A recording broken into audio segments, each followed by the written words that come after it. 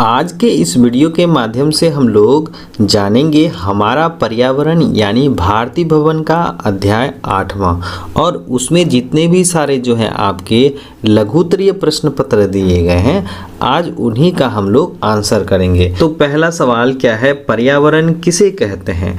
तो हम लोग आंसर में कहेंगे कि अजैव तथा जैव घटकों से बनी दुनिया को हम लोग क्या कहते हैं, पर्यावरण कहते हैं। यानी कि जो अजैव घटक क्या होता है, यानी कि एक ऐसा मेंबर्स जिसमें क्या होता है आपके निर्जीव घटक शामिल होते हैं, जैव घटक में जो है आपके सजीव मेंबर शामिल होते हैं।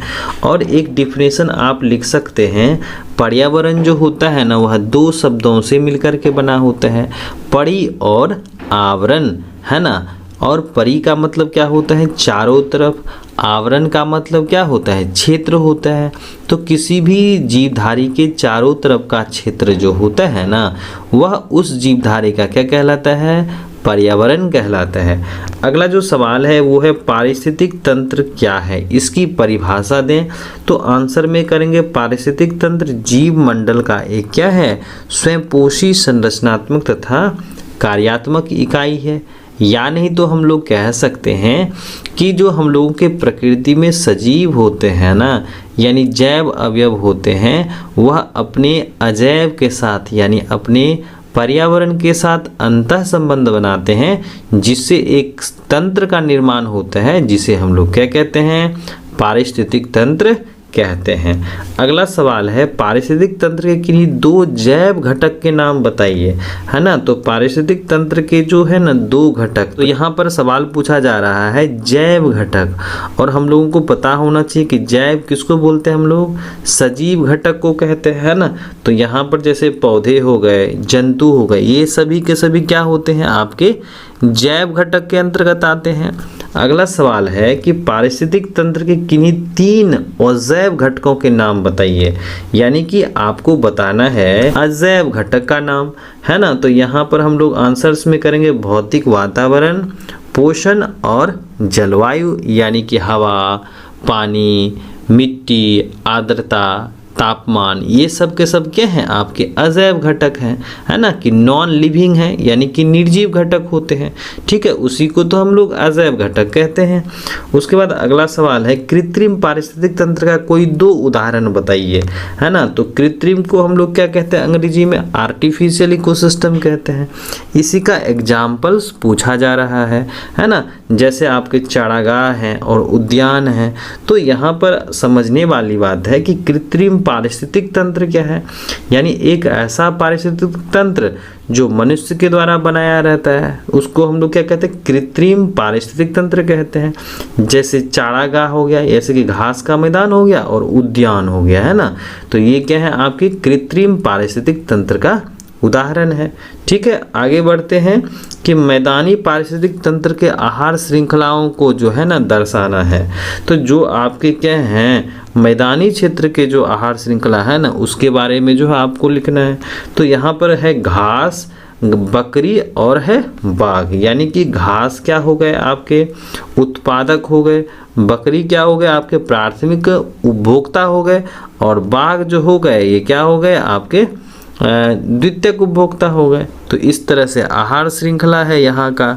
अगला सवाल है उत्पादक किसे कहते हैं, है ना, जिसको हम लोग अंग्रेजी में क्या कहते हैं, प्रोड्यूसर्स कहते हैं। तो प्रोड्यूसर्स क्या होते हैं, तो यहाँ पर हम लोग आंसर करेंगे हरे पौधे जैसे शैवाल हो गए, घास हो गए, विभिन्न प्रकार के पेड़ पौधे हो गए, ऐसे जीव होते हैं जिसमें प्रकाश संश्लेषण द्वारा अपना भोज्य पदार्थ बनाने की क्षमता होती है।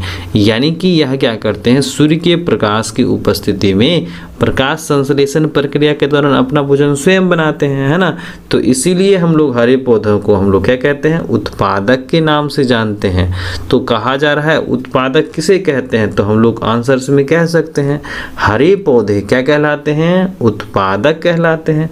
अगला सवाल है कि एक आहार श्रृंखला का प्रथम पोषीय स्तर क्या होता है, तो हम लोग आंसर्स में करेंगे एक आहार श्रृंखला का प्रथम पोषीय स्तर जो होता है ना वो हरे घास होते हैं, यानी उत्पादक होते हैं, जिसको अभी हम लोगों ने क्या कहा, उत्पादक होते हैं यानी हरे पौधे होते हैं। आगे बढ़ते हैं, अगला सवाल है कि किन्हीं जो है ना दो जैव अनवीकरणीय अपशिष्टों के नाम बताइए, है ना। यानी कि कोई ऐसा जो है ना अपशिष्ट यानी हानिकारक पदार्थों का नाम बताना है जो जैव अनिम्नीकरणीय है। अनिम्नीकरणीय किसको बोलते हैं भाई, यानी कि एक ऐसा पदार्थ या एक ऐसा अपशिष्ट पदार्थ जो प्रकृति में लंबे समय तक बने रहते हैं, यानी उसका जो है ना सड़ना गलना नहीं होता है, यानी कि अगर आप उसको मिट्टी में फेंक दीजिएगा तो वह बहुत लंबे समय तक भी जो है पड़ा का पड़ा रह जाएगा। जैसे एग्जाम्पल्स में लिखेंगे हम लोग, प्लास्टिक के थैले यानी पॉलीथीन हो गया, बोतल हो गया, अपमार्जक हो गया, ये सब के सब क्या हैं, ये सूक्ष्म जीवों के द्वारा अपघटित नहीं किए जा सकते। इसका मतलब ये प्रकृति में क्या रहेंगे, लंबे समय तक मौजूद रहेंगे। अगला सवाल है कि निम्नलिखित में से कौन से जो है ना जैव निम्नीकरणीय है। तो जैव निम्नीकरणीय किसको हम लोग कहते हैं, वैसे जो हैं पदार्थ या वैसे चीज़ें जो हैं जो क्या किया जाता है, सूक्ष्म जीव के द्वारा अपघटित कर दिया जाता है, और जो चीज़ अपघटित हो जाएगा वह मिट्टी में मिल जाएगा। तो यहाँ पर जो है आप लोगों के बुक में दिया गया है, कागज़ दिया गया है, डीडीटी दिया गया है, गोबर है, प्लास्टिक की थैली है और सब्जी के छिलके हैं। लेकिन सवाल में पूछा जा रहा है कि जैव निम्नीकरणीय को चुनना है ना। तो हम लोग क्या करेंगे, जैव निम्नीकरण को सिलेक्ट करेंगे। जैसे कागज़ हो गया, गोबर हो गया, सब्जी के छिलके, ये सब क्या हैं, जैव निम्नीकरणीय पदार्थ हैं। अब हम लोग आगे बढ़ते हैं। अगला सवाल है कि किस कारण से कुछ पदार्थ जैव निम्नीकरणीय होते हैं और कुछ क्या होते हैं, जैव अनिम्नीकरणीय होते हैं। यानी कि किस वजह से कुछ पदार्थ क्या हो जाते हैं, मिट्टी में मिल जाते हैं और कुछ मिट्टी में नहीं मिल पाते हैं। तो हम लोग आंसर में करेंगे कि कुछ अपशिष्ट पदार्थों का निपटाना जो है ना आसानी से किया जा सकता है, किंतु कुछ का जैव अपघटन आसानी से नहीं होता है। इन्हीं गुणों के कारण जो है ना इसका वर्गीकरण किया है। यानी कि अगर हम लोग आसान भाषा में समझें कि कुछ ऐसे पदार्थ होते हैं ना जो सूक्ष्म जीवों के द्वारा मिट्टी में मिला दिए जाते हैं, तो उन पदार्थों को हम लोग क्या कहते हैं, जैव निम्नीकरणीय कहते हैं। और किन्हीं किन्हीं पदार्थों को जो है ना सूक्ष्म जीव के द्वारा अपघटित नहीं किया जा सकता है, उसको क्या कहते हैं, जैव अनिम्नीकरणीय पदार्थ कहते हैं। अब हम लोग अगला सवाल देखते हैं, ओजोन स्तर का क्या महत्व है। तो ओजोन जो परत होता है ना इसका क्या महत्व है, तो हम लोग आंसर में करेंगे कि ओजोन परत जो होता है ना या स्तर जो होता है ना, सूर्य से आने वाली हानिकारक किरणें परावैंगनिक किरणों को अवशोषित करती हैं और पृथ्वी पर प्राणियों से हम लोगों की रक्षा करती हैं। ठीक है, अब आगे आइए, CFC का पूरा नाम क्या है। CFC का पूरा नाम क्या होता है, और ये सब परीक्षा में आप सबों के लिए बेहद ही महत्वपूर्ण रहने वाला है। तो इसका पूरा नाम क्या होता है, क्लोरोफ्लोरोकार्बन होता है। ठीक है, अगला सवाल है कि एक रासायनिक यौगिक का नाम लिखे जिससे ओजोन स्तर का अपक्षय होता है। यानी कि ऐसे यौगिकों का नाम बताइए, ऐसे रसायन का नाम बताइए जिससे ओजोन परत क्या हो रहा है, पतला हो रहा है, जिसमें हम लोग का क्लोरोफ्लोरोकार्बन है, यानी कि फ्लोरोकार्बन है और आपका क्लोरोफ्लोरोकार्बन है, जिसको हम लोग अभी तुरंत देखें CFC। तो ये आपके कहाँ से निकलते हैं, AC से निकलते हैं, फ्रीज से निकलते हैं। तो याद रखिएगा क्लोरोफ्लोरोकार्बन या जो है आपका क्लोरोकार्बन है ना। अगला सवाल है कि परावैंगनिक किरणों से मनुष्य में कौन कौन सी बीमारी होती हैं। जैसे त्वचा कैंसर होता है, मोतियाबिंद होता है ना, आपके अनुवांशिक उत्परिवर्तन जैसी समस्याएं होती हैं। चलिए आगे बढ़ते हैं। जीव मंडल की एक स्वपोषित संरचनात्मक एवं क्रियात्मक इकाई को क्या कहते हैं। यानी कि जीव मंडल की स्वपोषित संरचनात्मक एवं कार्यात्मक इकाई क्या होती हैं। तो हम लोग आंसर में करेंगे क्या है, पारिस्थितिक तंत्र होता है। और पारिस्थितिक तंत्र का सर्वप्रथम प्रयोग किसने किया था, A.G. टॉन्सले नाम के वैज्ञानिक ने किया था। तो याद रखिएगा ये बात परीक्षा में भी आप सबों को पूछा जाएगा कि किसने जो है पारिस्थितिक तंत्र का सर्वप्रथम प्रयोग किया। तो किसने किया था, A.G. टॉन्सले ने किया था, 1935 ईस्वी में किया था। ठीक है, अगला सवाल है कि समुद्र किस प्रकार का पारिस्थितिक तंत्र है? तो क्या है ये? प्राकृतिक है। अब बोलिएगा प्राकृतिक क्यों है? तो क्योंकि जो है इस पारिस्थितिक तंत्र का निर्माण हम लोगों ने नहीं न किया है, तो इसीलिए क्या हो गया? ये प्राकृतिक पारिस्थितिक तंत्र हो गया। अगला सवाल है कि अपने पोषण के लिए उत्पादकों पर पूर्ण रूपेण निर्भर रहने वाले जीवों को क्या कहते हैं? तो उसको हम लोग क्या कहते हैं? उपभोक्ता कहते हैं। क्या कहते हैं? उपभोक्ता। यानी कि वैसे जीव जो अपने से भोजन नहीं बनाते, तो वह क्या करेंगे? पूर्ण रूपेण से जो है वह उत्पादकों पर निर्भर रहेंगे, तो उसको क्या कहेंगे? उपभोक्ता कहेंगे। ठीक है, अब आगे बढ़िए कि वैसे जीव जो पौधे जंतु दोनों खाते हैं, तो उसको हम लोग क्या कहेंगे? उसको बोलेंगे सर्वभक्षी। क्या बोलेंगे? सर्वभक्षी जंतु कहेंगे, है ना। और साग सब्जी खाने वाले को हम लोग कौन सा जंतु कहते हैं? शाकाहारी जंतु कहते हैं। मांस मछली खाने वाले को हम लोग क्या कहते हैं? मांसाहारी जंतु कहते हैं। फल खाने वाले को क्या कहते हैं? फलाहारी कहते हैं। और खून खाने वाले यानी खून पीने वाले को क्या कहते हैं हम लोग? संगीभोरस कहते हैं, है ना। अब अगला सवाल है कि जीवाणु और कवक जैसे सूक्ष्म जीव को क्या कहते हैं? तो हम लोग आंसर में कहेंगे अपघटनकर्ता कहते हैं। उसके बाद है एक जलीय पारिस्थितिक तंत्र में उत्पादक के क्या क्या काम है या कौन से कार्य करते हैं? तो कहेंगे शैवाल, यानी जो आपके जलीय पारिस्थितिक तंत्र हैं, उत्पादक का काम जो है ना कौन करता है? तो हम लोग आंसर में कहेंगे शैवाल करता है, क्योंकि वहाँ पर वे प्रकाश संश्लेषण का काम करते हैं। ठीक है, इसीलिए क्या हो गए? उत्पादक हो गए। अगला सवाल है कि पृथ्वी पर पहुंचने वाली सौर ऊर्जा का कितना भाग उत्पादक ग्रहण कर रासायनिक ऊर्जा में परिवर्तित कर देता है? तो आंसर में लिखेंगे 1% जो होती है ना वह सौर ऊर्जा, वह किस में बदल जाती हैं? रासायनिक ऊर्जा में बदल दी जाती हैं।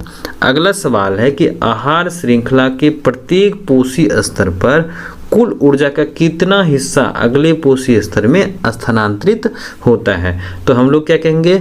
10% होता है, क्योंकि एक वैज्ञानिक थे, उन्होंने जो है 10% का नियम दिया, और उस वैज्ञानिक का क्या नाम था? लिंडमैन नाम था। और कब दिया था? 1942 ईस्वी में दिया था। ये बात आप लोगों को भी जो है ना परीक्षा में बहुत बार पूछा जाता है। ठीक है, कि 10% का नियम किसने दिया था? तो कहेंगे लिंडमैन ने दिया था। किसने दिया था? लिंडमैन ने दिया था। और कब दिया था? 1942 ईस्वी में दिया था। अगला सवाल देखते हैं कि जैव अनिम्नीकरणीय पदार्थों की मात्रा का पहले पोषी स्तर से दूसरे पोषी स्तर में क्रमशः होने वाली वृद्धि को हम लोग क्या कहते हैं? तो आंसर में कहेंगे जैव आवर्धन कहते हैं। क्या कहते हैं? जैव आवर्धन कहते हैं। अगला सवाल है कि रेडियोधर्मी पदार्थ किस प्रकार के अपशिष्ट होते हैं?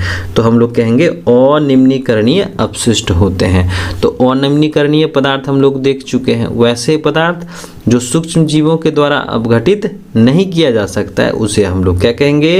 अनिम्नीकरणीय अपशिष्ट पदार्थ कहेंगे। अगला सवाल है अगर विभिन्न पोषी स्तर के जीवों की संख्या का अवलोकन किया जाए तो किस प्रकार की आकृति बनती हैं? तो हम लोग कहेंगे पिरामिड बनती हैं, है ना। इकोलॉजिकल पिरामिड जैसे आकृति बनती हैं। और इकोलॉजिकल पिरामिड्स का जो है सबसे पहले कॉन्सेप्ट किसने दिया था? चार्ल्स अल्टन ने दिया था। ये बात याद रखना है, ठीक है। चार्ल्स अल्टन ने क्या किया था कि किसी भी पारिस्थितिक तंत्र को जो है ना उसमें मौजूद उत्पादक को, उपभोक्ता के अलग अलग स्तर को एक त्रिभुजाकार संरचना में जो है प्रदर्शित किया था। और क्यों, कौन कौन सा आधार लिया था? तो संख्या लिया था, जैव भार लिया था और ऊर्जा लिया था, है ना। अगला सवाल है कागज और कपास से निर्मित कपड़े किस प्रकार के अपशिष्ट होते हैं? तो क्या कहेंगे? जैविक अपशिष्ट होते हैं, यानी कि ये लिविंग मेंबर्स के ना हैं। अगला है कि धरती पर स्थित सभी जंतुओं को किस श्रेणी में रखा जाता है? तो आंसर में हम लोग कहेंगे जैव अवयव के अंतर्गत रखा जाता है, क्योंकि ये क्या होते हैं? सजीव होते हैं। अगला सवाल है तिलचट्टा और मनुष्य किस प्रकार का जीव है? तो आंसर में कहेंगे सर्वभक्षी जीव होते होता है, क्योंकि ये सभी जीवों को भक्षण करते हैं, खाते हैं। अगला सवाल है आहार श्रृंखलाओं के जाल को क्या कहा जाता है? तो कहेंगे आहार जाल यानी फूड वेब कहा जाता है। अगला है कि अधिकतम ऊर्जा किस स्तर पर संचित रहती है? तो जहाँ बनेगा भाई वहीं ना संचित होगा, तो उसमें आंसर करेंगे उत्पादक स्तर में यानी हरे पौधों में, क्योंकि ये प्रकाश संश्लेषण के दौरान क्या करते हैं? भोजन इकट्ठा करते हैं, भोजन बनाते हैं, और जहाँ पर भोजन ज़्यादा बनेगा वहाँ पर क्या होगा? जो है विशेष करके जो है ऊर्जा अधिकतम रूप से संचित होगी। अगला सवाल है कि आहार श्रृंखला में मनुष्य का क्या स्थान है? तो हम लोग कहेंगे प्राथमिक और द्वितीयक उपभोक्ता। तो प्राथमिक उपभोक्ता कब होगा? जब ये क्या करेंगे? हरी घास पत्तियां खाएंगे यानी फल फूल खाएंगे, और जब मांस खाएंगे तो वह क्या होगा? द्वितीयक उपभोक्ता होगा, है ना। अगला सवाल है कि हमारे खाद्य पदार्थों में हानिकारक रसायनों का जमाव किस क्रिया द्वारा होता है? तो हम लोग आंसर कहेंगे जैव आवर्धन के द्वारा होता है। अगला सवाल है कि किस क्षेत्र के ऊपर ओजोन स्तर में आई कमी को सामान्यतः ओजोन छिद्र की संज्ञा दी जाती है? तो हम लोग आंसर में कहेंगे अंटार्कटिका क्षेत्र को कही जाती है ना। अगला सवाल है कि एरोसोल के उपयोग से वायुमंडल एवं जीव छिद्र सम्मिलित रूप से किसका निर्माण करते हैं? तो हम लोग कहेंगे जैव मंडल का निर्माण करते हैं, जिसको हम लोग क्या कहते हैं? ओजोन लेयर कहते हैं। अब आगे आइए कि जल मंडल, स्थल मंडल, वायुमंडल एवं जीव मंडल सम्मिलित रूप से किसका निर्माण करते हैं? तो हम लोग आंसर में कहेंगे पर्यावरण का निर्माण करते हैं। अगला सवाल है उपभोक्ता को कितने श्रेणियों में बांटा गया है? तो हम लोग कहेंगे 3 श्रेणियों में बांटा गया है। कौन कौन भाई? तो बोलेंगे प्राथमिक उपभोक्ता, दूसरा नंबर में बोलेंगे द्वितीयक उपभोक्ता, और उसके बाद क्या है? तृतीयक उपभोक्ता। ठीक है। अगला है वन पारिस्थितिक तंत्र में घास का जो पोषी स्तर होता है ना, वह कैसा होता है? तो कहेंगे प्रथम उत्पादकता का होता है, क्योंकि ये क्या करते हैं? ये जो है उत्पादक यानी प्रकाश संश्लेषी होते हैं। अगला सवाल है कि एक वन पारिस्थितिक तंत्र में चिड़ियों का क्या स्थान होता है? तो हम लोग आंसर में कहेंगे तृतीयक पोषी स्तर होता है। क्यों होता है? क्योंकि जो है ना, जो भी आपके घास होते हैं, घास जो हो गया आपका क्या हो गया? एक ऐसा मेंबर जो प्रकाश संश्लेषण करता है, तो वो क्या हो गया? प्रथम पोषी स्तर हो गया, है ना। और बहुत सारे टिड्डा वगैरह हैं, कीड़े मकोड़े वगैरह हैं, वो क्या करेंगे? आपके जो हैं घास को खाएंगे, और चिड़ियाँ जो होंगी वह क्या खाएंगी? आपके कीड़े मकोड़े यानी टिड्डा को खाएगी। तो इस तरह से ये क्या हो गया? आपके तृतीयक पोषी स्तर हो गया। अगला सवाल है क्या मैदानी पारिस्थितिक तंत्र के आहार श्रृंखला में गिद्ध कहाँ होते हैं? तो क्या मैदानी पारिस्थितिक तंत्र के आहार श्रृंखला में गिद्ध कहाँ होते हैं? तो यह होता है चतुर्थ पोषी स्तर पर होता है। अगला सवाल है क्या ऊर्जा का स्थानांतरण उपभोक्ता से उत्पादक की ओर हो सकता है? कह रहा है ऊर्जा का स्थानांतरण जो होता है ना, वह उपभोक्ता से उत्पादक की ओर होता है? तो नहीं है, क्योंकि तो यह किधर होता है? उत्पादक से उपभोक्ता की तरफ होता है। अगला सवाल है CFC के टूटने से किस गैस की उत्पत्ति होती है जो ओजोन में प्रतिक्रिया करती हैं? तो कहेंगे आणविक तथा परमाणुविक ऑक्सीजन मिलकर के जो है ना, क्या बनाती हैं? आपके ओजोन लेयर बनाती हैं। तो इस तरह से जो है आपका जो आपके भारतीय भवन में जितने भी सारे अति लघुत्तरीय प्रश्न थे, उन सब का हम लोगों ने सॉल्यूशन देख लिया है। अगले क्लास में ना हम लोग क्या करेंगे? जो परिवहन अध्याय है उसका हम लोग सॉल्यूशन कर लेंगे। ठीक है।